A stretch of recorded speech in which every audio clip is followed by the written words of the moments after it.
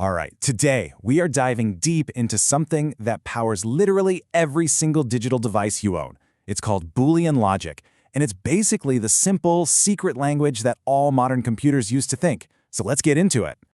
You ever stop and wonder about that? I mean, how does your phone or your computer, how does it actually make a decision? It feels like magic, right?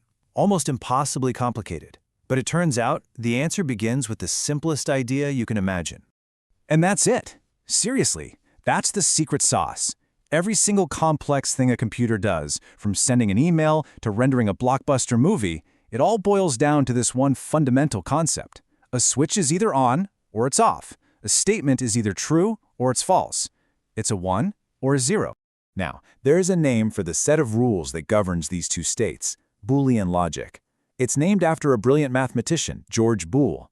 And it's this special kind of algebra that lets circuits take those simple on-off signals and turn them into meaningful calculations and decisions. So, okay, how do we actually put this logic to work? Well, we use things called logic gates. Think of these as the absolute most basic building blocks. They're like the individual atoms of digital thinking.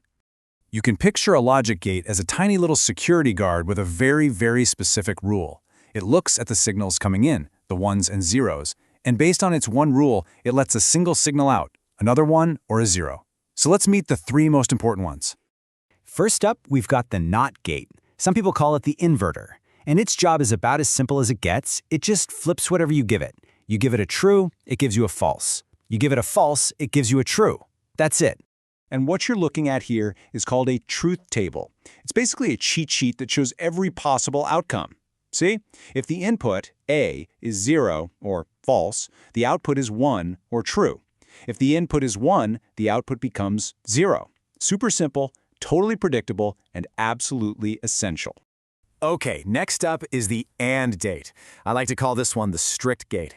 It looks at 2 or more inputs, but it has one really tough condition. It will only, and I mean only, output a 1, a true, if every single one of its inputs is also true. If even one of them is false, the whole thing's a no-go. And here's its truth table. Just look at that output column on the right. 0, 0, 0, and then finally a 1 at the very bottom. That's the one and only time the gate's strict rule was met, when input A and input B were both true. And last of our basic 3, we have the OR gate. This is the lenient gate. It's so much more relaxed than the AND gate. Its rule is simple. It will output a true if input A is true, or if input B is true, or if they both are. Basically, as long as it sees at least one true input, it's happy. And you can see that perfectly in its truth table.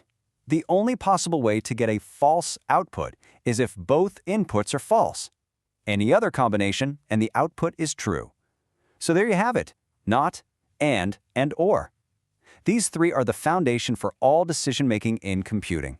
But what if I told you there are 2 other gates that are so powerful, so versatile, that they can actually do the job of all the others? It's time to meet the universal gates.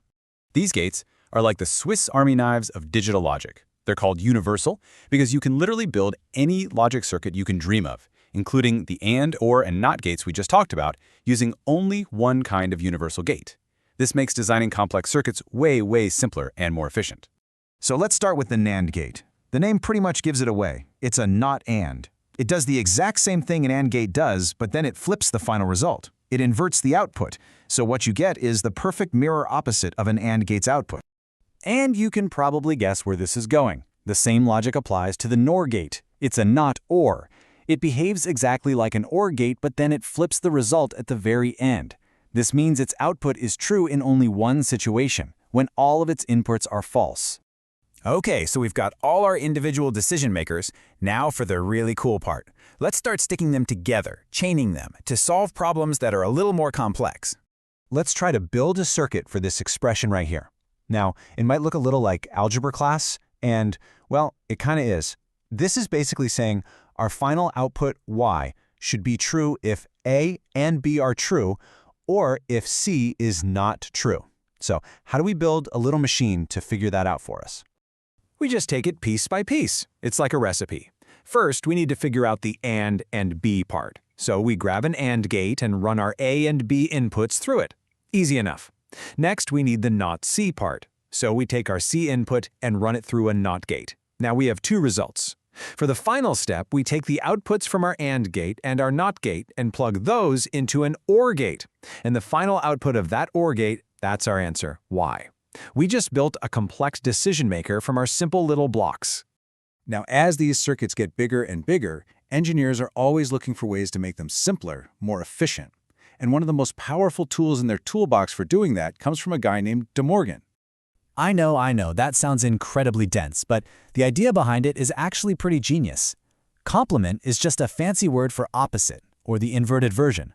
So what this law is saying is that taking A and B, putting them through an OR gate, and then inverting the result gives you the exact same answer as inverting A, inverting B, and then putting them through an AND gate. It's two different paths to the exact same destination. And you don't have to take my word for it. The proof is right here in the truth table. Just look at those last two columns. For every single possible combination of inputs, the output is identical. They are logically the same thing. And for someone designing a computer chip, knowing these kinds of equivalencies is a total game changer. So, let's zoom out. What's the big picture here? All of the digital magic we see around us is built on a pretty simple pyramid. At the very bottom, you have the simplest choice possible, on or off, 1 or 0. From that, we build our basic decision makers, the NOT, AND, and OR gates.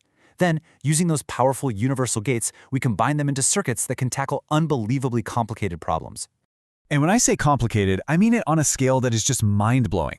A modern processor, the chip inside your computer, can have over 100 billion transistors, with each one of them acting like a tiny logic gate.